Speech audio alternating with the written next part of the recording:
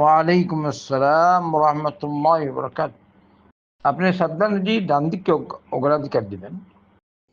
আল্লাহ রসুল সাল্লাল্লাহু আলাইহি ওয়াসাল্লাম ডান দিককেই অগ্রাধিকার দিতেন। নবী করিম সাল্লাল্লাহু আলাইহি ওয়াসাল্লাম كان النبي صلى الله عليه وسلم يحب التيمم في طهوره وترجله وتنعله وفي شأنه كله صلى الله عليه وسلم। আল্লাহ রসুল সাল্লাল্লাহু আলাইহি ওয়াসাল্লাম তাহারতের সময় মানে উযুর সময়,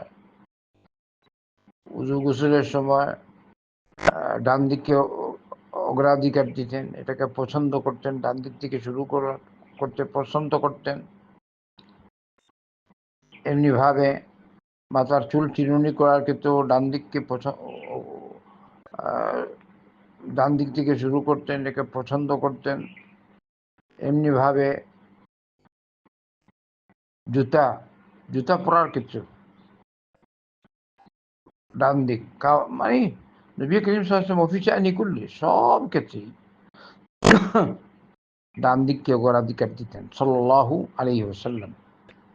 ইল্লা মা কানা মিন আযান, তবে যেটা ময়লা দূর করার জন্য বা যেটা এইসব ক্ষেত্রে বাম দিক, আর নাহলে সব ক্ষেত্রে ভালো প্রত্যেকটা কাজই আল্লাহ রাসূল সাল্লাল্লাহু আলাইহি ওয়াসাল্লাম ডান দিক থেকে শুরু করতেন। এই জন্য আপনি কাতারে দেখছেন ডান বাম, তো এই বছর ডান দিককে অগ্রাধিকার দিবেন। এছাড়া এক্ষেত্রে অন্য রেওয়ায়াতও আছে, এটা আমি এখন উল্লেখ করছি না যেহেতু কথা আছে। শেখ ইবনে বাজ রহমতুল্লাহ আলী ফতোয়া হলো ডান দিক দিয়ে মানুষ যদি বেশি হয় তবুও অসুবিধা নেই।